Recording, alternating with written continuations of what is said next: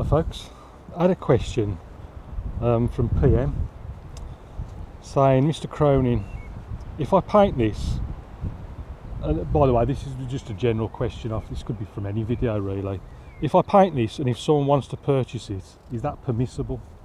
And the simple answer is yes. Don't worry about any copyright issues or anything like that.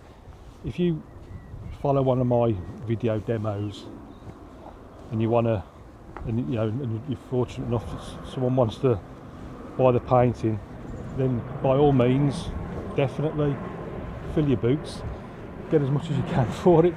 That's no problem whatsoever. It's not as if we haven't all done the same. I've done exactly the same thing. But I mean, half the videos I've done, I've used other artists as reference. Obviously, I'll try and change it to my own, put my own sort of signature on it, so to speak. But we're all trying to help one another out. We're all trying to learn off one another. And if you followed one of the demos and the paintings come off absolutely, you're really proud of it and you want to sell it, or you had an offer for it, then by all means feel free to sell it. It's no problem whatsoever.